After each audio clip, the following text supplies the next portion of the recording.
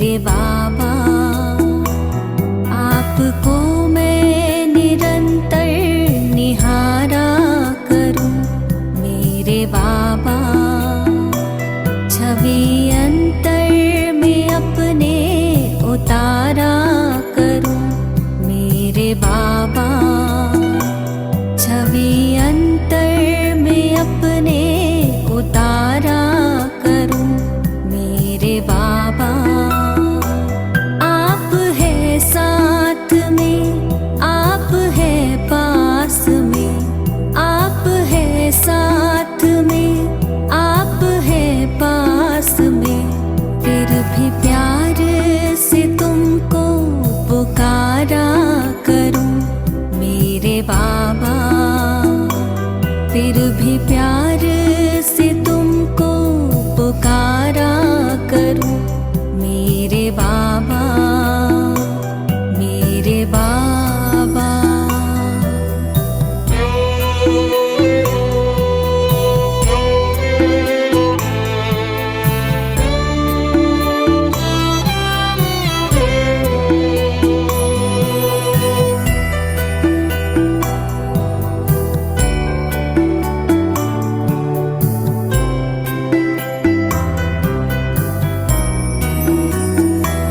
मैं निराकार को देखते देखते अब तो मैं भी निराकार होने लगी। ज्योति बिंदु मेरे आपके ध्यान में, देह दुनिया का मैं भान खोने लगी। देह दुनिया का मैं भान खोने लगी। आप यूं ही पधारे इस धाम में। मेरे बाबा, मैं परम धाम में यूं पधारा करूं। मेरे बाबा, मेरे बाबा।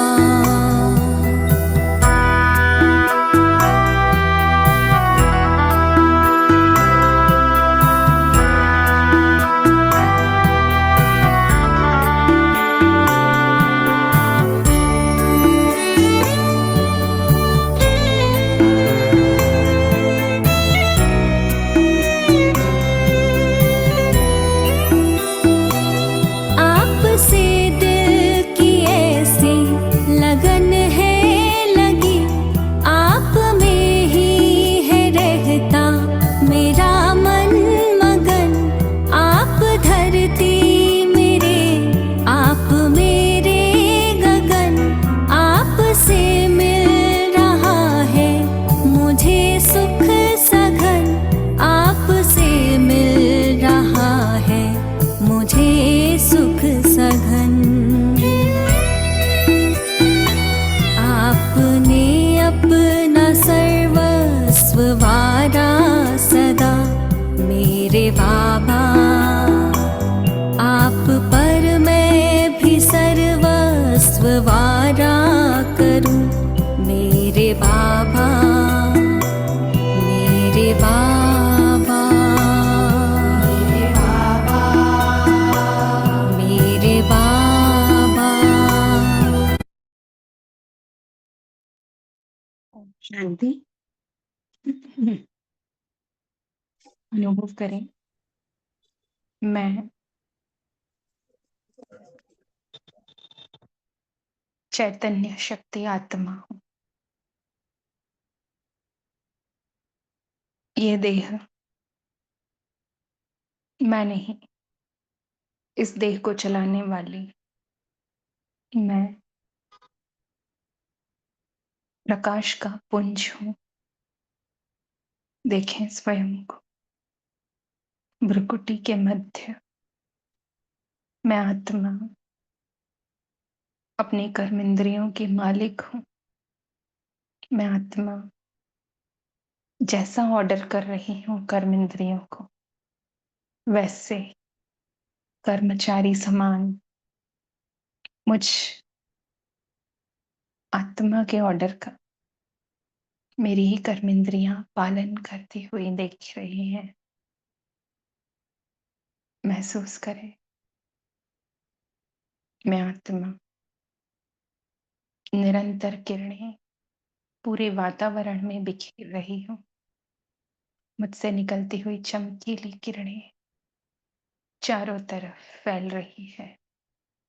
जब मैं आत्मिक स्मृति में रहती हूँ तो अनुभव करें, मुझसे निकलता हुआ प्रकंपन पूरे विश्व में फैल रहा होता है, जिससे गुप्त सेवा होती रहती है। अनुभव करें, चारों तरफ निरंतर शांति के प्रकंपन फैल रहे हैं। कहीं हाहाकार, कहीं युद्ध चल रहे हैं, कहीं शारीरिक पीड़ाओं से सब करहा रहे हैं, तो कहीं अपनों ने ही अपनों को दुख देकर बैठे हुए हैं। महसूस करें, मुझसे निकलते हुए शांति की किरणें एक एक आत्मा तक पहुंच रही है। अनुभव करें, मेरे 2 फिटों पर निराकार शिव परम पिता परमात्मा आ चुके हैं और एक अदृश्य डोर से मैं आत्मा उनसे जुड़ गई। जुड़ते ही अनुभव करें, जो मुझसे किरणें निकल रही थी वो किरणें दुगनी तेजी से चारों तरफ फैल रही है और शांति की शक्ति को फैला रही है। जितना मैं आत्मा शांत स्वरूप में स्थित होकर शांति के प्रकंपन चारों तरफ फैलाने के निमित्त बनती, उतना ही मेरे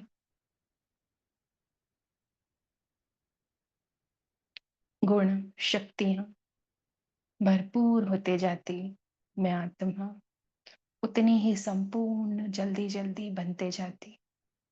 अनुभव करें, सब प्यासी आत्माओं को परमात्मा का परिचय मिल रहा है। सब सुखी होते जा रही हैं, सबका भला हो रहा है।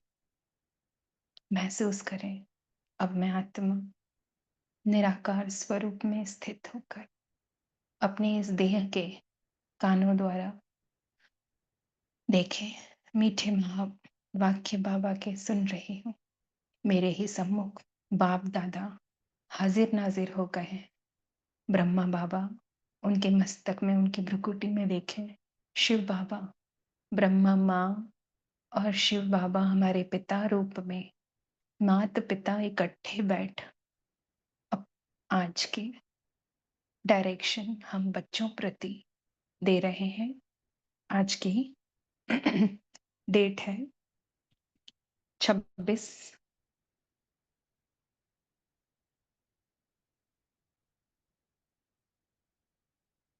3/2026। सुनते हैं मीठे बाबा के अनमोल मीठे महावाक्य।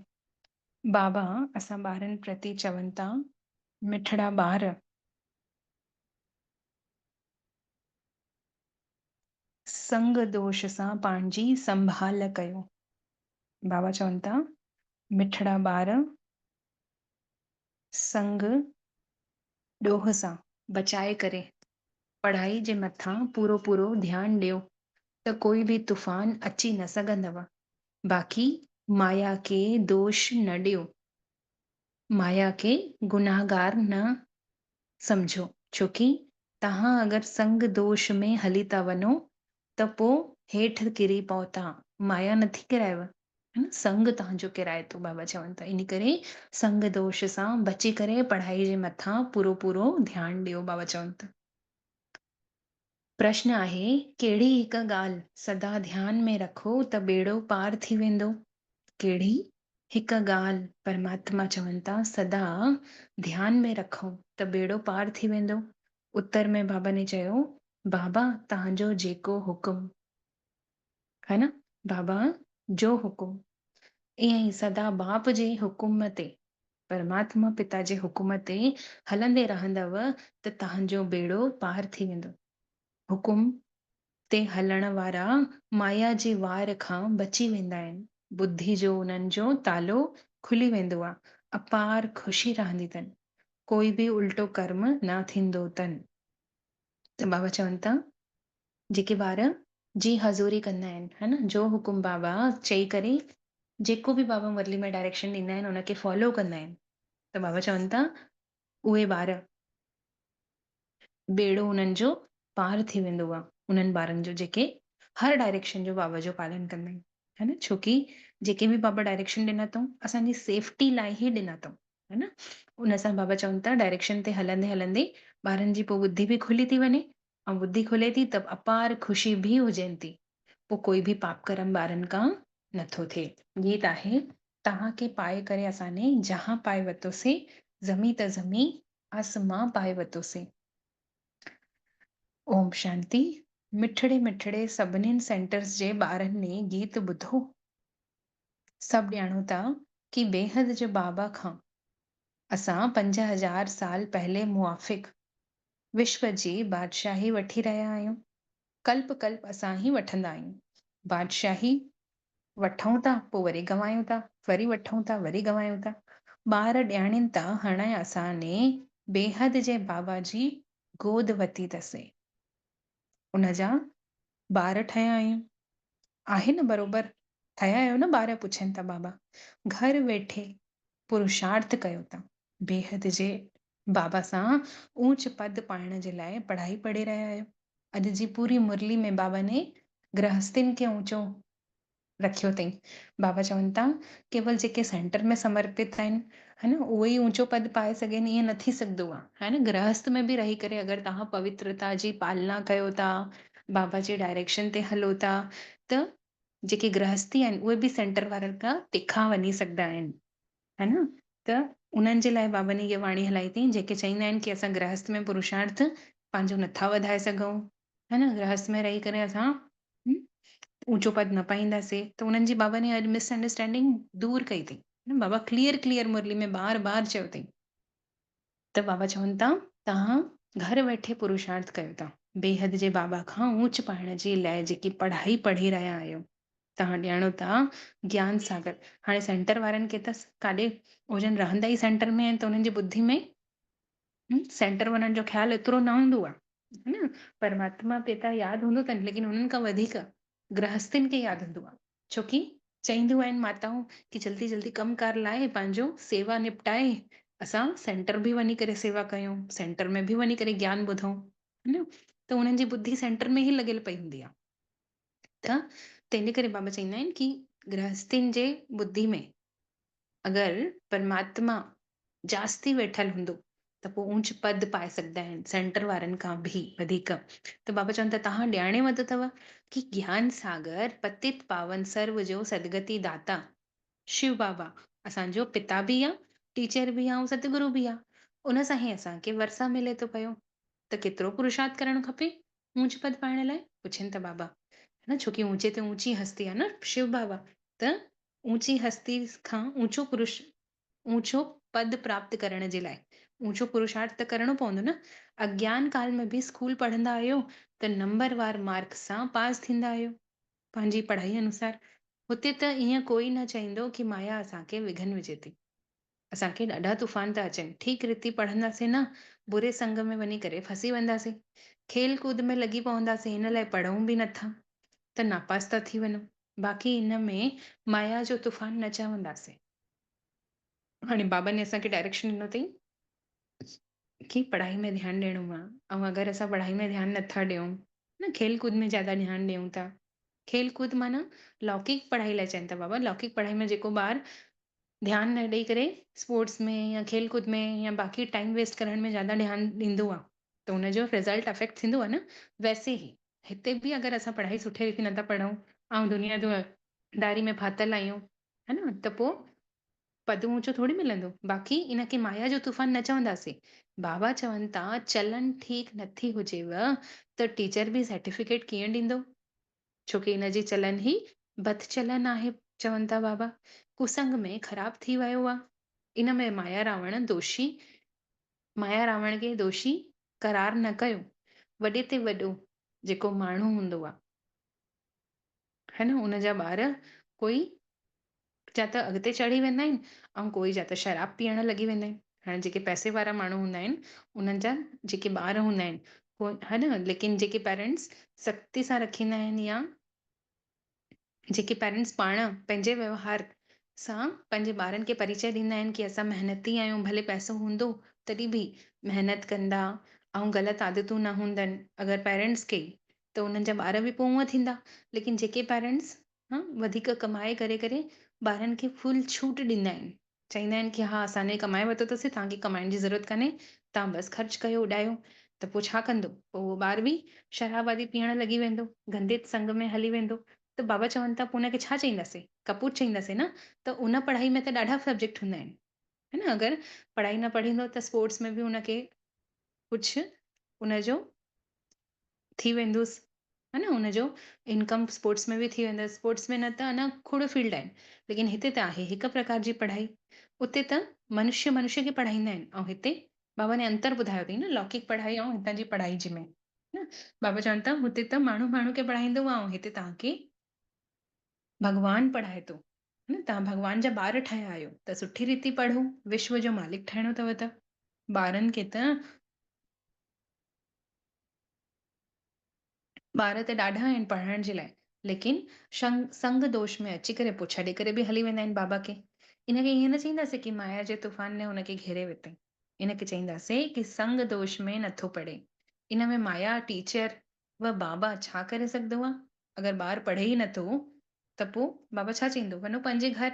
इहो त ड्रामा अनुसार पहले भट्टी ठहणी हुई, शरण अची करे वरितऊं परमात्मा जी, न, ब्रह्मा बाबा जे साकार वटि अची करे समर्पित थिया, भट्टी ठहणी हुई त कोई ने पंहिंजी पति जी मार खाधई, तंग थी वई, त वैराग्य अची वियुसि, त घर बार छॾे पोइ अची वई, त बाबा खे त शरण ॾियणो पएसि, ब्रह्मा बाबा खे, शिव बाबा खे, है न। लेकिन कोई अगरि अची करे बि पोइ पढ़ी नथो सघे, त बाबा चवनि था नौकरी आदि कयो, वञी करे शादी कयो। बाबा हुननि खे छूट बि ॾियनि था कि वञो लौकिक दुनिया में बि वञी सघंदा आहियो, कोई मनाही कान्हेव। इहो त हिकु बहानो आहे कि माया जे तूफ़ान में अची वियासीं।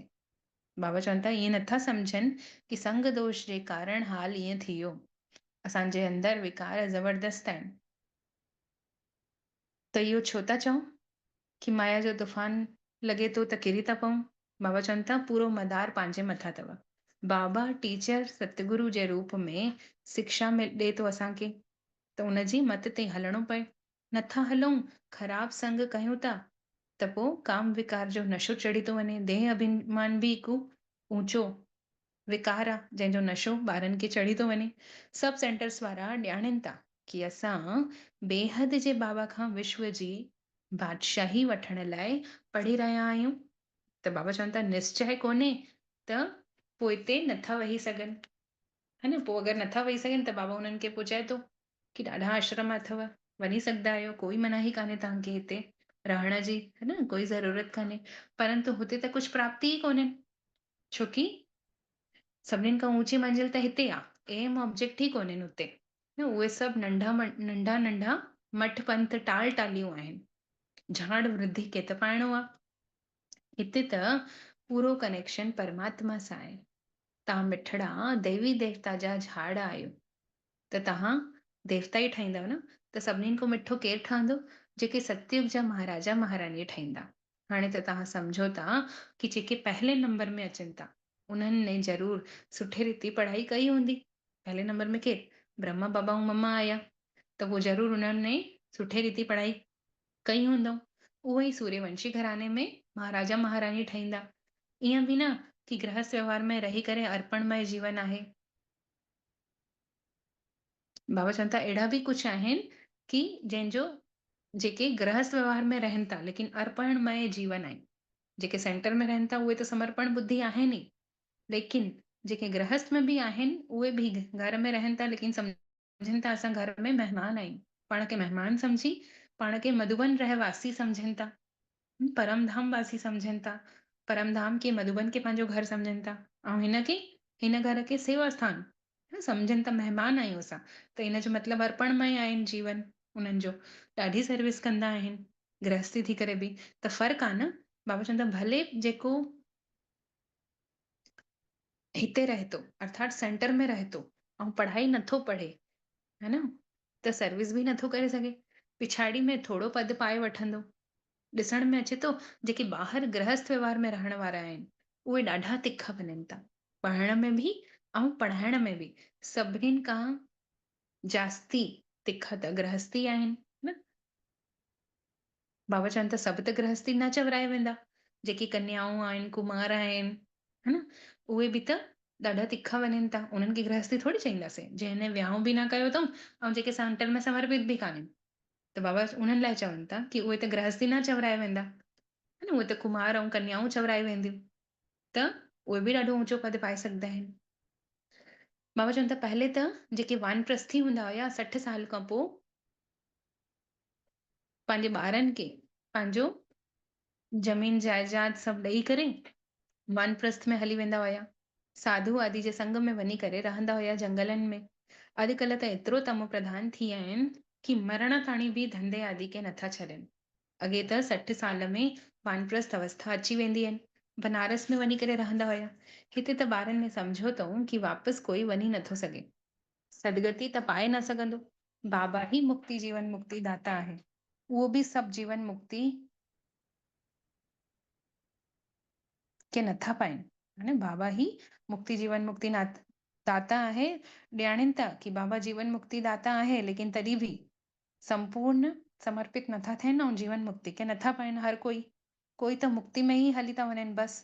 बाबा चवनि था हाणे आदि सनातन देवी देवता धर्म जी स्थापना थिए थी, पोइ जेको जेतिरो पुरुषार्थ कंदो उन अनुसार हुनखे जनम मिलंदो, उन में बि ज्यादा कुमारियुनि जो चांस सुठो आहे, पारलौकिक बाबा जी वारिस ठाहिनि थियूं न। हिते त सभु बाबा जा ॿार आहिनि जेके बाबा जी वरसा जा हक़दार आहिनि, भले उन्हनि खे ज्ञान कान्हे लेकिन उहे बि बाबा जे वरसा जो हक़दार आहिनि। अंत समय त सभु ईंदा, बाबा चवंदा आहिनि हुते त कन्याऊं जेके आहिनि उन्हनि खे वरसा न मिलंदी। लौकिक में जॾहिं साकार में मुरली हली हुई ओॾी महिल छा हूंदो हुयो नियम कानूनन नियम हूंदो हुयो कि प्रॉपर्टी जा हक़दार केवल पुट हूंदा, धीअनि खे न ॾींदा हुया प्रॉपर्टी पिताजी, लेकिन हाणे त कानून ने इहो नियम बि ठाहे रखियो अथई कि जेतिरो हिसो पुटराणी औलाद जो ओतिरो ई कुमारियुनि जो हूंदो। त बाबा चवनि था उन्हनि में बि कुमारियुनि जो ॾाढो सुठो चांस आहे, है न। हिते त सभु ॿार वरसा जा हक़दार आहिनि, हुते त कन्याउनि खे हक़दार न सम्झींदा आहिनि, ॿारनि खे पोइ लालच थी वञे। भल इहे बि अहिड़ा बि आहिनि जेके सम्झनि था कि असांखे वरसा मिलंदो त असां वठी वठूं, छो छॾूं, ॿिन्हिनि तरफ़ां पढ़ंदा आहिनि, अहिड़ा क़िस्म जा बि ॿार आहिनि। हाणे त इहो सम्झनि था कि अच्छा जेको पढ़े थो उहो ऊच पद पाए सघंदो आहे, प्रजा में बि ॾाढो साहूकार वञी ठहंदो। त हिते रहण वारा जेके आहिनि उहे अंदरि रहण वारनि, बाबा चवनि था हिते जेके रहण वारा आहिनि उन्हनि खे अंदरि ई रहणो थो पए, दास दासियूं ठही था वञनि। अर्थात बाबा चवनि था जेके सेंटर में रहंदा आहिनि न, जेके दीदियूं आहिनि, है न, उन्हनि जे लाइ चवनि था जेके सेंटर में समर्पित आहिनि उहे उन्हनि जी जेकी आहे पुरुषार्थ एतिरो आहे कि उहे त्रेता जे, बाबा चवनि था फिर त्रेता जे अंत में 3 4 5 जन्म करके राजा ई पद मिलींदुनि, मतिलबु त्रेता जे अंत में राजा महाराजा ठही करे ईंदा। लेकिन जेके गृहस्थी आहिनि जास्ती यादि करनि था बाबा खां, जास्ती वर्सो प्राप्त करे छा था ठहनि, सतयुग खां वठी शाहूकार प्रजा ठहनि था, त केरु ऊंच ठहियो, जेके त्रेता लास्ट में अचनि था सेंटर में समर्पित आहिनि जेके, है न, लेकिन डिसर्विस अगरि करनि था ओतिरो यादि नथा करनि बाबा के सेंटर में रही करे बि, त छा मिलंदुनि उन्हनि खे पद, बाबा चवनि था उहे त्रेता में महाराजा महारानी वञी ठहींदा, अंत जा 3 4 5 जन्म करे उन्हनि खे राजाई पद मिलींदुनि। लेकिन जेके हितों जा गृहस्थी आहिनि उहे भले प्रजा ठहंदा लेकिन प्रजा में बि साहूकार, ऐं साहूकारनि में बि कहिड़े जन्म में, वन सतयुग में ईंदा, पहिरें जन्म में, है न, ॿिए जन्म में ईअं ईंदा, त्रेता में न ईंदा।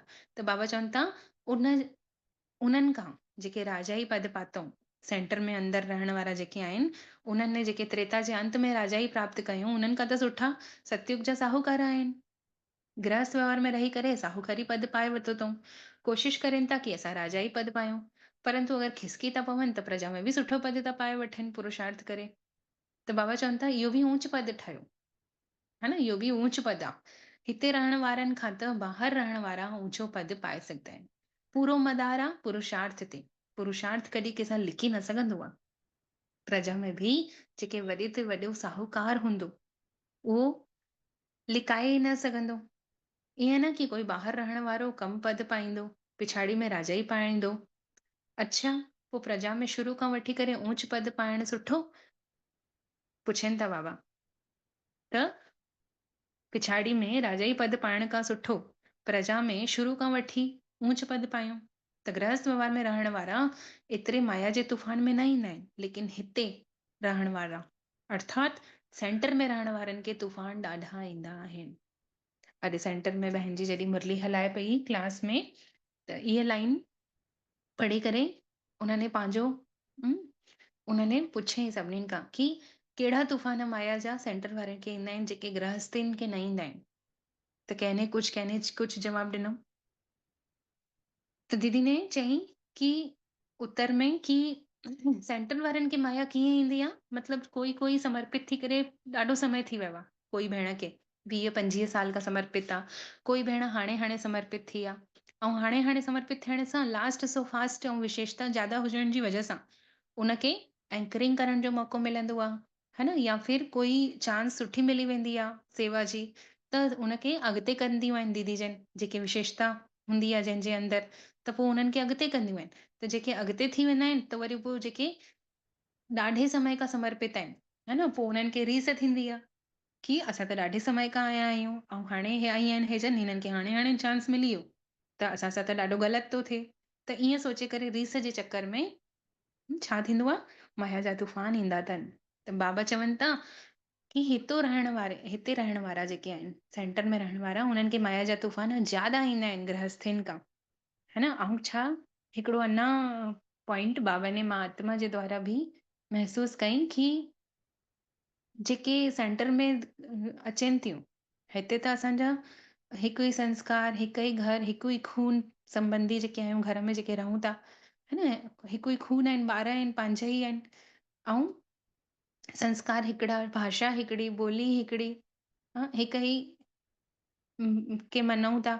लेकिन जेके सेंटर में आयूं आहिनि, अलॻि अलॻि धर्मनि मां, अलॻि अलॻि भाषाउनि मां, अलॻि अलॻि घरनि मां, कोई ऊंचे घर मां त कोई ग़रीब घर मां बि आई आहे, त हर जेकी भेण आहे उहा अलॻि अलॻि पंथ मठ मां आई आहे, निकिती आहे, त उन्हनि खे एडजस्ट करे करे हलण में केतिरी दिक़त न वेंदी हूंदी। जॾहिं असां हिकु घर जा भाती, 4 भाती एडजस्ट करण में एतिरी दिक़त लॻंदी आहे, त हुते अञा अलॻि अलॻि भाषाऊं, अलॻि अलॻि पंथ, अलॻि अलॻि दुनिया मां आयूं आहिनि, अलॻि अलॻि धर्मनि मां बि यहाँ तक के ईंदियूं आहिनि।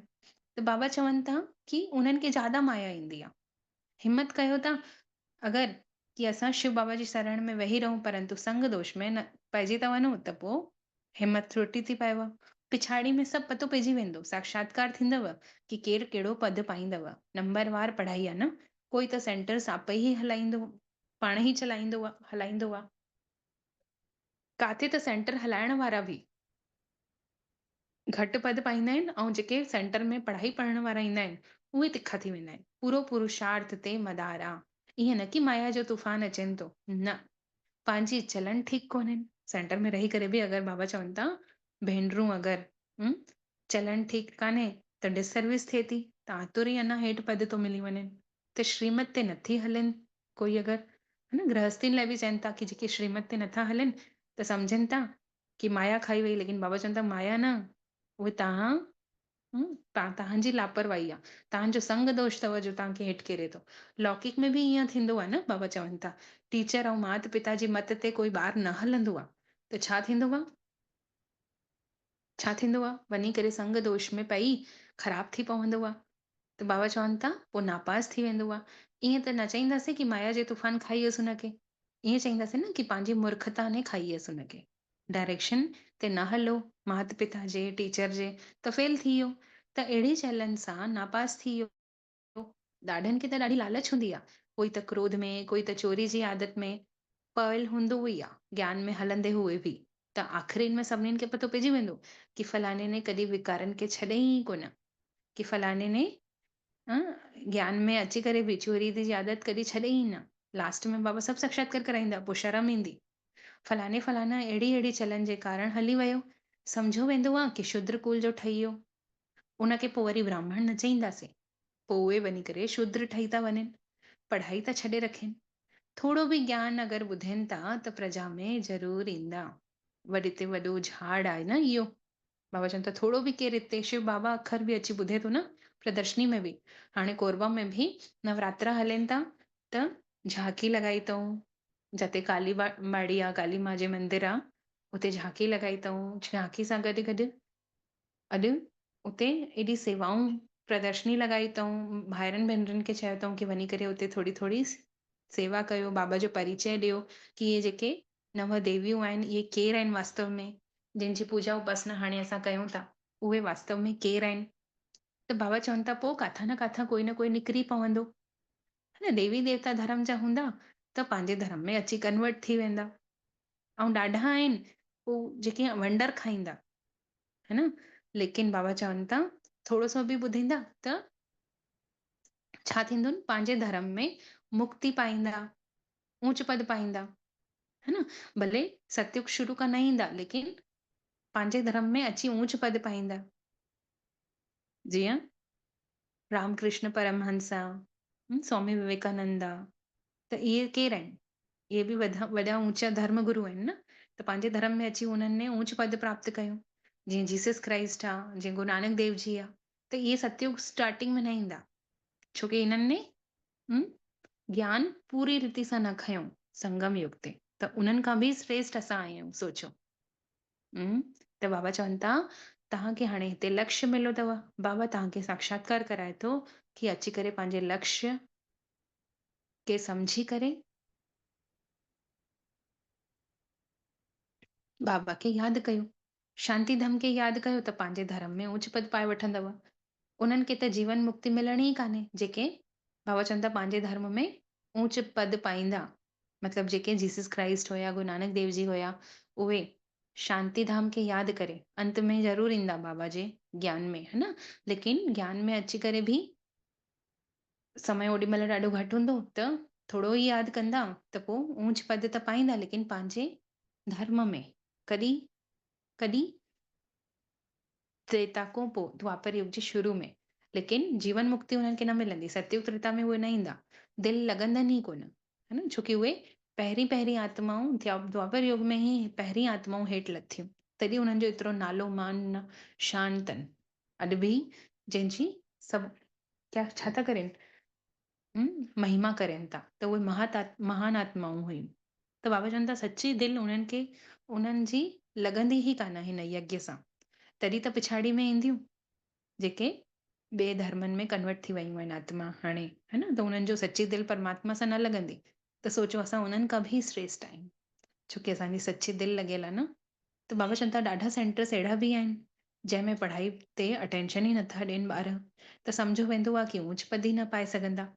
निश्चय थिए थो कि नथो थिए, है न। कोई कोई त चए थो फुर्सत ई कान्हे।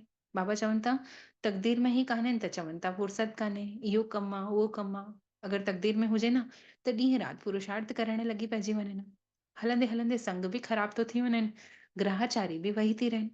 त पोइ छा थो थिए, बृहस्पति जी दशा बदिली करे मंगल जी दशा थी वञनि। हाणे बाबा कई मुरली में कढियो अथऊं कि असां जॾहिं ज्ञान में हलंदा आहियूं, ज्ञान में हलणु शुरू कंदा आहियूं ऐं बाबा जी श्रीमत ते हलूं था, त असांजी मंगल जी दशा बि बृहस्पति जी दशा में कन्वर्ट थी वेंदी आहे। बृहस्पति जी दशा माना ॾाढी सुठी दशा चवराई वेंदी आहे, मंगल जी थोड़ी ख़राब, राहु केतु शनि जी दशा थोड़ी अञा ख़राब। त बाबा चवनि था अगरि ग्रहचारी वेही रही हलंदे हलंदे ज्ञान में, त पोइ बृहस्पति जी दशा बदिली करे मंगल जी दशा थी वेंदव। शायदि अॻिते हली करे लही बि सघे थी, मंगल जी वरी बि लही वेंदी आहे, लेकिन शनि राहु केतु जी दशा न लहंदी आहे। कोई जे लाइ चयो वियो आहे कि राहु जी दशा वहिजी वियसि, भॻवान खे ई नथो मञे, सम्झनि था कि ब्रह्मा ॻाल्हाए थो, जेकी इहा वाणी आहे ब्रह्मा मुख मां ज़रूरु हले थी, लेकिन डायरेक्शन ॾियण वारो केरु? शिव बाबा आहे। है न, कोई कोई छा चवंदा आहिनि कि ब्रह्मा ॻाल्हाए थो, ब्रह्मा चए थो इहा डायरेक्शन, त असां छो मञूं? ॿारनि खे त इहो पतो पइजी वञणो खपे कि डायरेक्शन ॾियण वारो त परमात्मा आहे। देह अभिमान हुजण जे कारण साकार ब्रह्मा जे लाइ सम्झी था वठनि। देही अभिमानी थियनि था त सम्झनि था कि शिव बाबा ॾे थो डायरेक्शन। बाबा चवनि था पोइ उन्हनि जी रिस्पॉन्सिबिलिटी बि शिव बाबा जी आहे। जेके ॿार शिव बाबा जी मत ते हलनि था, उन्हनि जी रिस्पॉन्सिबिलिटी शिव बाबा जी आहे। अभिमान में अचण जे कारण शिव बाबा खे ई कोई कोई विसरी था वञनि, त पोइ शिव बाबा हुनजी रिस्पॉन्सिबिलिटी कीअं खणंदो, जेके बाबा खे ई यादि नथा करनि? है न, उन्हनि जो ऑर्डर त सिर ते मथे ते धारण करे रखणो खपे, परंतु सम्झनि ई नथा कोई कोई त सो बि ऑर्डर ई नथो करे। त बाबा चवनि था कि तव्हांखे श्रीमत मां ॾियां थो। बाबा चवनि था यादि कयो मां हिक खे, ऐं जेको मां ज्ञान ॿुधायां थो उहो धारण करे ॿिए खे करायो, बसि तव्हांजो इहो ई धंधो हुजे। अॼु बाबा ने हिन लाइन ते ज़्यादा फोकस कयो अथई। फिर सां पढ़ंदासीं। बाबा चवनि था हिकु त तव्हां मूंखे यादि कयो, ऐं ॿियो इहो जेको ज्ञान ॿुधो था उहो धारण करे ॿियनि खे करायो। इन ॿिनि ॻाल्हियुनि में ई तव्हांजो धंधो अथव, बसि इहो धंधो कयो। अच्छा, खोड़ ॿार चवंदा आहिनि जी बाबा जेको हुकुम तव्हांजो, यादि बि कंदासीं ऐं धारण करे कराईंदासीं बि ज्ञान खे। राजाउनि जे अॻिते वञी करे ईअं चवंदा आहिनि कि जो हुकुम, उहे राजाऊं हुकुम कंदा आहिनि। इहो शिव बाबा बि हुकुम करे थो तव्हांखे, लेकिन कंहिंजी भलाई लाइ? असांजी पंहिंजी भलाई लाइ।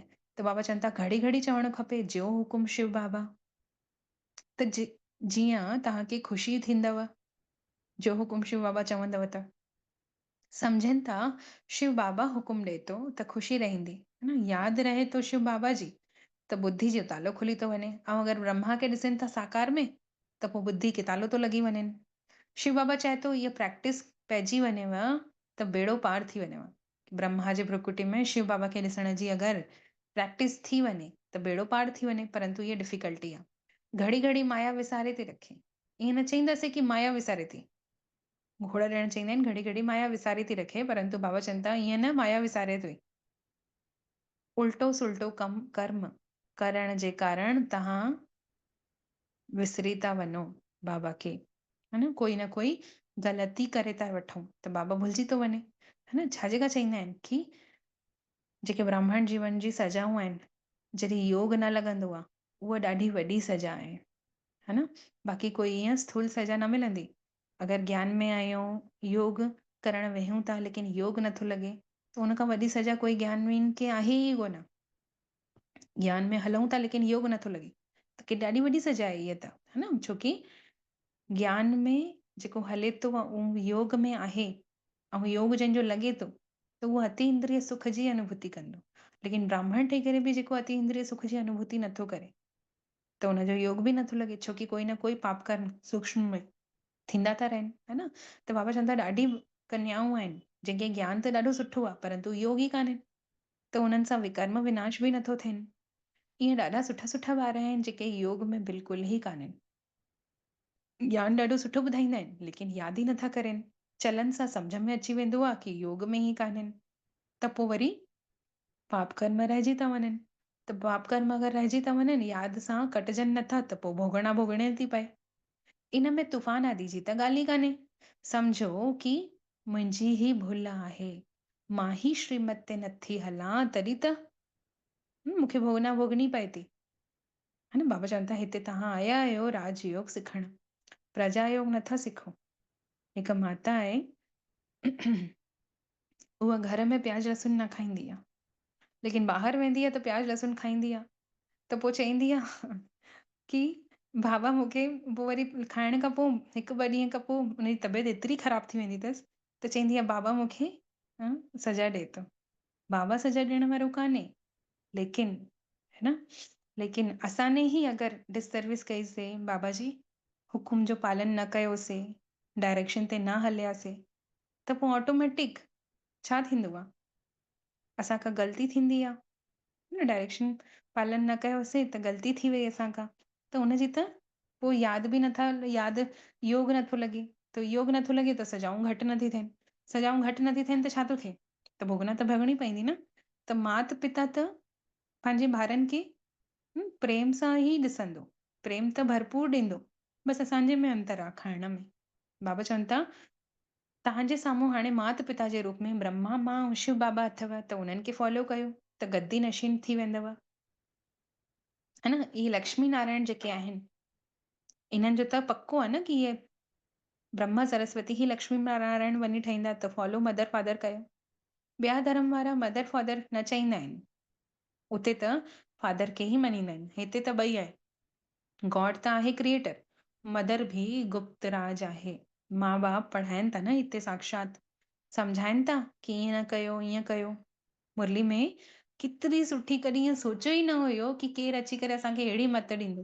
पहले कॾहिं कहिड़े गुरू वटि, कॾहिं कहिड़े गुरू वटि भटकींदा हुआसीं, कॾहिं कंहिंखां पुछाणा, कॾहिं कंहिंखां पुछाणा, कॾहिं निर्णय शक्ति पावर परखण जी शक्ति न हूंदी हुई, त कॾहिं हिन खां पुछाणा कराइण, त कॾहिं हुन खां पुछाणा कराइण, इहो सही आहे की उहो सही आहे, मुंहिंजे ॿार लाइ छा सही आहे, इहो सब्जेक्ट खणे की उहो खणे, हर ॻाल्हि में मुंझण। हाणे त मुंझण ई ख़तमु थी वियो, पंहिंजे हथ में हुननि निर्णय शक्ति परखण जी शक्ति एतिरी पावरफुल शक्ति असांखे ॾेई रखी अथई की पंहिंजे पाण असां हील कयूं था पंहिंजे पाण खे। कंहिंखे फोन करे कंहिंखे चवण जी ज़रूरत ई नथी पए। ऐं अगरि कॾहिं लॻे थो की असांजे में थोरी शक्ति घटि आहे, त अॼु बाबा ने अव्यक्त इशारे में चयो बि अथई, त पोइ छा कयो, पोइ जेके तव्हांजी निमित भेनर आहिनि, जेके वॾे ऐं वरिष्ठ भाउ भेण जेके ज्ञान में अॻिते हलनि था, गृहस्थियुनि खां पुछनि, ऐं जेके नंढी समर्पित भेनरूं आहिनि उहे समर्पित वॾी भेनरुनि खां पुछनि, एक्सपीरियंस्ड जेके आहिनि न, त अगरि उन्हनि खां पुछींदासीं पोइ उन्हनि जे हिसाब सां असां निर्णय खणींदासीं त छा थींदो। जीअं माना गाॾी खे धको लॻाइण थींदो आहे, गाॾी में अगरि बैटरी थोरी डाउन थी वेंदी आहे त छा कंदा आहियूं, थोरो धको लॻाइणो पवंदो आहे न, धको लॻाइण सां वरी उहा स्टार्ट थी वेंदी आहे, उहा सेल्फ स्टार्ट सां। अगरि कॾहिं सेल्फ स्टार्ट न थींदी आहे त गाॾी में वैसे ई, है न। त बाबा चवनि था कि टीचर कोई सजा थोड़ी ॾींदो, स्कूल जे विच में ॾींदो न, अगरि ॾींदो बि त, है न, कोई अलॻि सां वठी वञी करे थोरी सजा ॾींदो टीचर। ईअं थोरी चईंदो की मुंहिंजी इज़त लाइ रखई, ॿार थोरी चईंदो की टीचर ने मुंहिंजी इज़त लाथई। अॼु जी डेट में हीअं थिए थो, लेकिन पहले ज़माने में छा हूंदो हुयो, टीचर अगरि कंहिंजे 10 ॿारनि जे साम्हूं बि अगरि मारे त चुपचाप मार खाई वठंदा हुया, बर्दाश्त करे वठंदा हुया, है न। बाबा चवनि था 5-6 ॿारनि जे अॻियां बि अगरि पिता थप्पड़ मारे त ॿार थोरी चईंदो हुनखे कि 5-6 ॿारनि जे अॻियां मूंखे थप्पड़ छो लॻाए। लेकिन अॼु जी डेट में ॿार चवनि था कि 5-6 जे अॻियां मूंखे तव्हां मारियव, तव्हां मूंखे इंसल्ट कयव, है न। त बाबा चवनि था पहले ॿार न चईंदा हुया कि 5-6 जे अॻियां असांखे छो मारियव, न टीचर खे चईंदा हुया न पंहिंजे लौकिक पिता खे चईंदा हुया। त हिते बि बाबा ॿारनि खे शिक्षा ॾींदा आहिनि, है न। जीअं साकार में ब्रह्मा बाबा हुया न, त कचहरी विहारींदा हुया राति जो, त कचहरी में जेको बि ॿार जेकी ग़लती कंदो हुयो न, सभिनीनि जे साम्हूं बाबा हुनखे चवंदा हुया कि तूने हीअ ग़लती कई अथई, ताकी अॻियां, है न, उहो ॿार उहो ग़लती रिपीट न करे, ऐं ताकी जेको ॿियो ॿार बि अगरि उहो ग़लती करण वारो हुजे त उहो बि अलर्ट थी वञे कि मां इहा ग़लती करण वारो हुयमि, बाबा ने अॼु मना कई कि न करणी आहे त मां न कंदमि हाणे। त 5-6 जे अॻियां अगरि ब्रह्मा बाबा, है न, शिव बाबा अगरि ब्रह्मा बाबा जे द्वारा कंहिंखे फटकारे थो या कंहिंखे छा थो करे, सम्झाणे ॾिए थो या कंहिंखे दोषी करार करे थो कि तव्हां ग़लति कयो था, कंहिंखे अगरि चए थो ॿार खे, त हुन में ग़लति कुझु कोन्हे, है न। त ॿार तव्हां उनखे सम्झो, बाबा चवनि था अगरि हिते वेठा आहियो ऐं डिससर्विस कयव त अञा ई तव्हांजो पाप जा कर्मनि जो बोझ चढ़ी वेंदव, न पढ़ींदव त छॾे करे हली वेंदव, है न। बाबा चवनि था पोइ पंहिंजी ऐं यज्ञ जी ग्लानी कंदव। ढेर ॿार आहिनि जेके पढ़ाई खे छॾे छॾे करे हली बि विया, हर हिकु खे पंहिंजी पढ़ाई में मस्तु रहणो आहे। बाबा चवनि था हिक ॿियनि जी सेवा, हिक ॿियनि खां सेवा न वठो, है न, पाण महिनती ठहियूं, महिनत करे करे। केतिरा बार त बाबा ईअं बि चवंदा आहिनि कि असां जहिड़ी थाली में खायूं था उहा थाली बि कम वारियुनि खां बि न धोआयो, पंहिंजी थाली पाण धोयूं, है न। त बाबा चवंदा आहिनि कि कंहिंखां बि सेवा न वठो, कोई अहंकार नथो न अचणो खपे। ॿिए खां सेवा वठण सां अहंकार अची वेंदो आहे देह जो, है न। अगरि वठो बि था त बाबा जी यादि में वठो ऐं अहंकार न कयो। बाबा खे सम्झाइणो थो पए ॿारनि खे कि लास्ट में ट्रिब्यूनल वहंदी, ट्रिब्यूनल माना कचहरी, त पतो पइजी वेंदो कि क़ाइदे अनुसार बाबा ने असांखे सम्झाणी ॾिनई कि सेवा न वठो, लेकिन तॾहिं बि असांने सेवा वरितीसीं, त छा थींदो पोइ? बाबा साक्षात्कार कराए करे पोइ अंत समय सजा ज़रूरु ॾींदो। बग़ैर प्रूफ जे त सजा न मिली सघंदी, है न? त अंत समय साक्षात्कार कराए प्रूफ ॾींदो बाबा कि तव्हांने इन्हनि खां सेवा वरितव, माने मना कयो हुयो न वठो, मुरली में निकितो हुयो, तॾहिं बि ॿुधी करे बि तव्हांने सेवा वरितव। अच्छा, सुठो सम्झायो था त कल्प पहले मुहाफ़िक सम्झायो था। हर हिक जी तक़दीर ॾिठी वेंदी आहे कि जेके ॿार सर्विस में पंहिंजो जीवन हीरे जहिड़ो ठाहिनि था, लेकिन कोई कोई त ॿार अहिड़ा बि आहिनि जेको पंहिंजी तक़दीर खे लकीर था लॻाए रखनि। अगरि हिन जन्म में असां पुरुषार्थ न कयोसीं, माना अॻिले कल्प जे लाइ बि उहा ई रिकॉर्डिंग करे वरितीसीं, अॻिले कल्प में बि पंहिंजी तक़दीर विञाईंदासीं, त सोचूं कि हिन जन्म में ई तक़दीर असांखे जगाइणी आहे। ऐं अगरि कोई तक़दीर कंहिंजी जाॻियल आहे त हिन जन्म में बि उहो सुठे रीति सां पंहिंजी तक़दीर जॻाए करे अॻिते वधंदो ई। अच्छा, हाणे बाबा जो यादि प्यार स्वीकार कंदासीं। मिठड़े मिठड़े सिकी लदे ॿारनि प्रति मात पिता बाप दादा जो यादि प्यार ऐं गुड मॉर्निंग। रूहानी बाबा जे रूहानी ॿारनि खे नमस्ते। ऐं असां रूहानी ॿारनि जो बि रूहानी मात पिता बाप दादा खे यादि प्यार गुड मॉर्निंग ऐं नमस्ते। मुंहिंजा मिठड़ा बाबल नमस्ते। शुक्रिया बाबा, शुक्रिया जे तव्हां असांखे पंहिंजो ठातव, असांजो पदम पदम गुणा सौभाग्य जगायव। हाणे धारणा जे लाइ मुख्य सार आहे।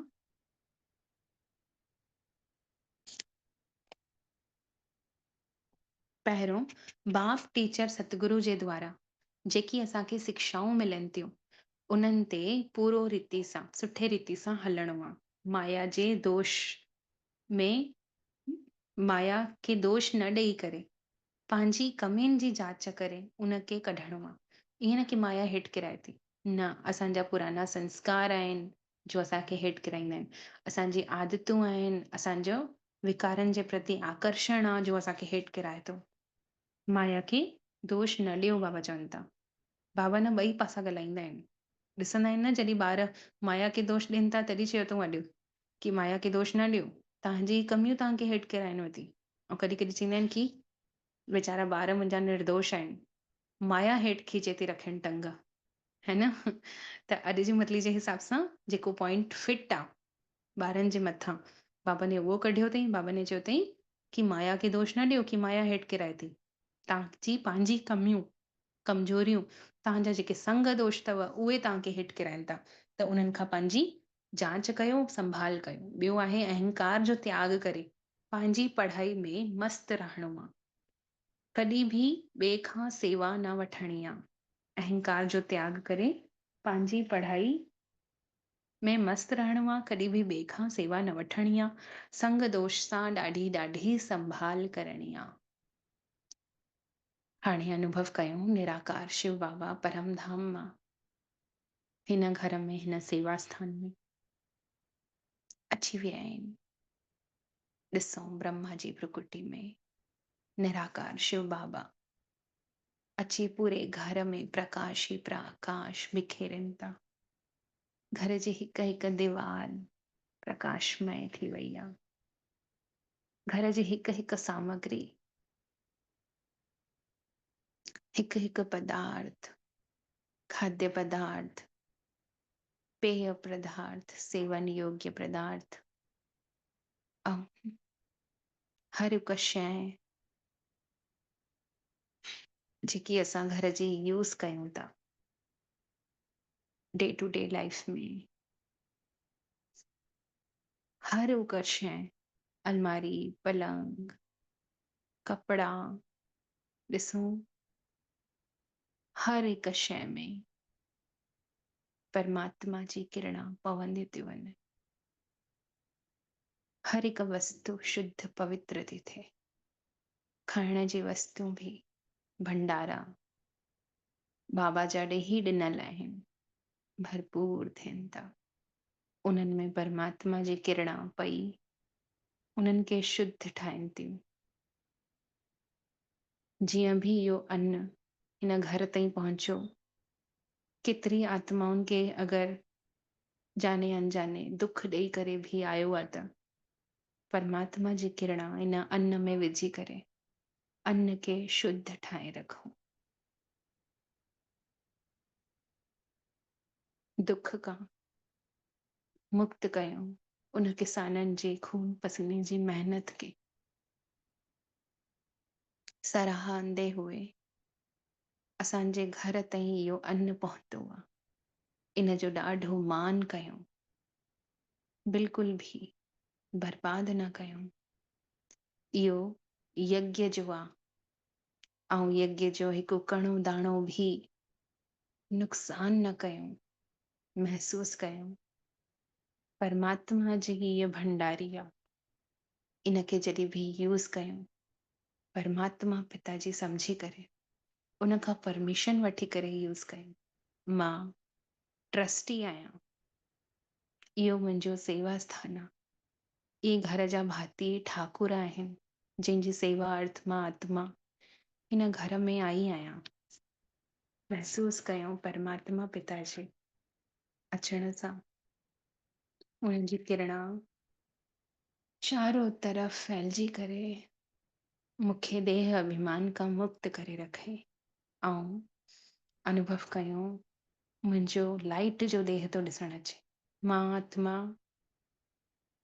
हड्डी मांस जे पुतले में न हलंदे फिरंदे लाइट जी देह में अनुभव कयां थी पाण खे ऐं पंहिंजे मस्तक में ॾिसूं लाइट ऐं माइट जो तेजस्वी ताज आहे, पवित्रता जो ताज जेको लहे ई नथो।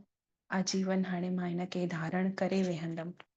महसूस कयूं बाबा ब्रह्मा बाबा जो हथ मुंहिंजे मस्तक ते आहे ऐं बाबा निरंतर किरणा पंहिंजे मस्तक मां मुंहिंजे मस्तक में बिखेरींदे हुए मूंखे पर्सनली वरदान ॾियनि था संकल्पनि जे इशारे सां पूरी कारोबारी हलाइण वारा सदा लाइट जा ताजधारी भव।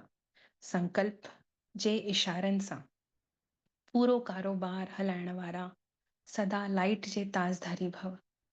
अनुभव कयूं मुंहिंजे लाइट जे देह मां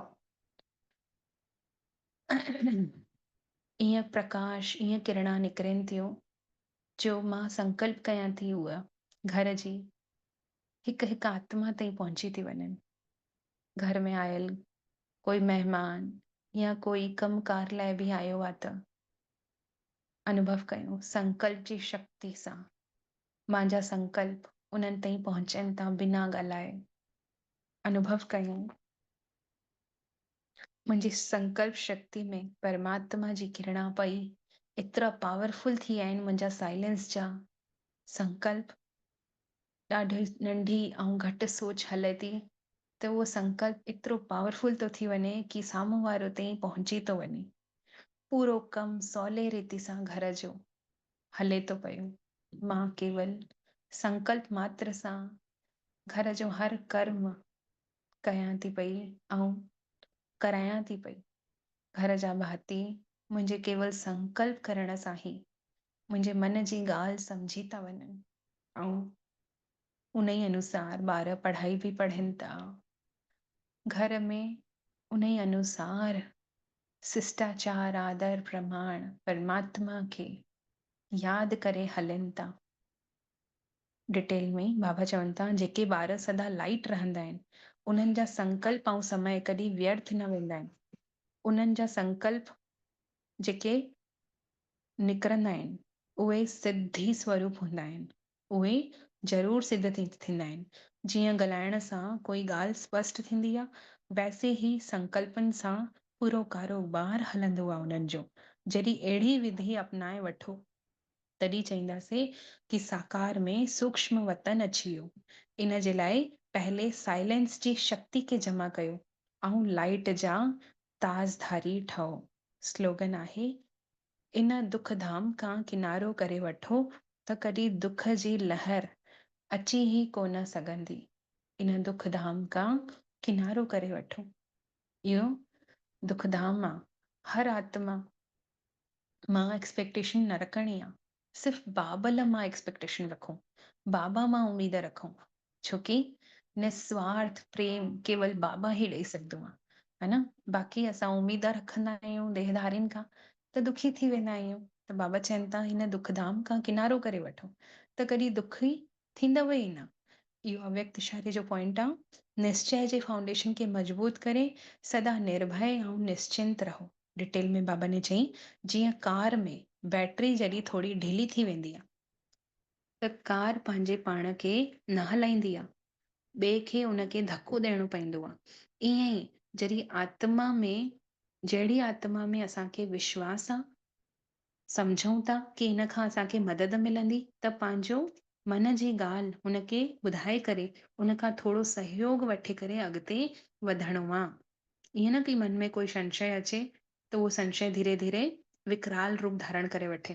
विकराल रूप धारण करण खां सुठो उन संशय खे थोड़ी कोई अहिड़ी आत्मा खे ॿुधाइणो आहे जंहिंमें असांजो विश्वास हुजे की हीअ ॾाढे सालनि जी एक्सपीरियंस्ड आहे, इहा असांखे हिन मुसीबत खां हिन प्रॉब्लम खां कढी सघंदी आहे। त बाबा चवनि था उन्हनि जो सहयोग वठी करे पोइ अॻिते तव्हां वधी सघंदा आहियो। कमज़ोरी जी ॻाल्हि खे ज्यादा न सोचो, तॾहिं ख़ुशी में अॻिते वधंदा रहंदव। अच्छा, ओम शांति।